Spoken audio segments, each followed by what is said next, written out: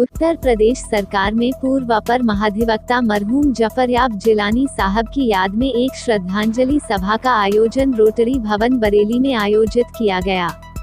कार्यक्रम के आयोजन में मुख्य भूमिका निभाने वाले ओमेगा क्लासेस के डायरेक्टर मोहम्मद कलीमुद्दीन जो जफरयाब जिलानी साहब को सामाजिक और राजनीतिक क्षेत्र में मार्गदर्शक की भूमिका के साथ ही राजनीति में आने का श्रेय जिलानी साहब को देते हुए कहते हैं कि जिलानी साहब जैसी शख्सियत सदियों में पैदा होती है जो वकालत के पेशे में नामवर थे, शिक्षा के क्षेत्र में महाविद्यालय थे, वहीं सामाजिक सेवा के क्षेत्र में बड़े समाजसेवी होने के साथ ही मुस्लिम मजलिस के संस्थापक डॉक्टर अब्दुल जलील फरीदी के मिशन पर हमेशा देश प्रदेश के अल्पसंख्यकों की शिक्षा, स्वास्थ्य और उत्थान के बारे में हमेशा गंभीर चिंता में रहने वाले हमारे राजनीतिक गुरु महान चिंतक जफरयाब जिलानी साहब आज हमारे बीच नहीं हैं, परंतु उनके साहिबजादे नजम जफर जिलानी एडवोकेट के साथ मिलकर जिलानी साहब के मिशन को हमेशा आगे बढ़ाने का काम करते रहेंगे। जिलानी साहब के करोड़ों चाहने वाले उनके अधूरे सपनों को पूरा करेंगे। इस संबंध में हमारे संवाददाता से बात करते हुए ओमेगा क्लासेस के डायरेक्टर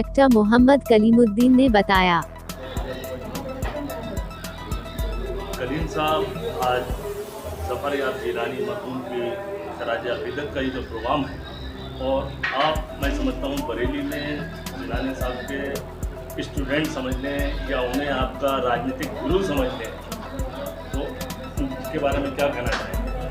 आज बरेली में हम और आप लोग जिलानी साहब की को खराज अक़ीदत पेश कर रहे हैं और ये हमारे लिए एक बड़ी दुख भरी घड़ी है।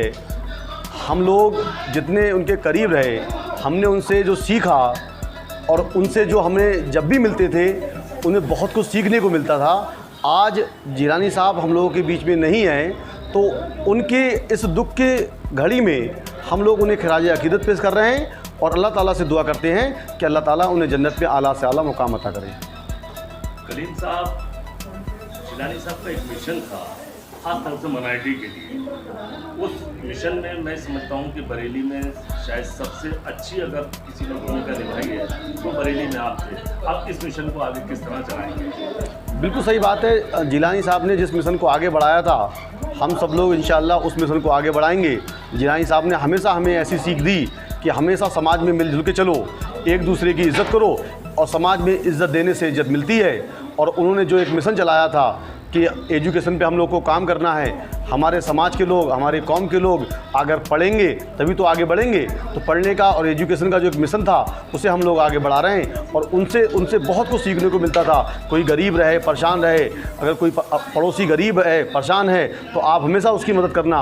उन्होंने कभी ये नहीं कहा, हमारे नबी ने भी यही कहा था कि हमेशा पड़ोसी की मदद करो। कभी ये नहीं कहा कि किस कौम का हो, पड़ोसी का मतलब वो किसी भी कौम का हो सकता है। और यही मिशन को हमारे जिलानी साहब आगे बढ़ाते थे कि पड़ोसी कोई भी हो, आप उसकी मदद करो और उसे आगे ले जाने का काम करो। जिलानी साहब जब हयात थे उस वक्त, जहाँ तक मेरी जानकारी है, कहीं ऐसे गरीब परिवार के बच्चों को उन्होंने एजुकेशन में मदद की, हायर एजुकेशन में दिलाई।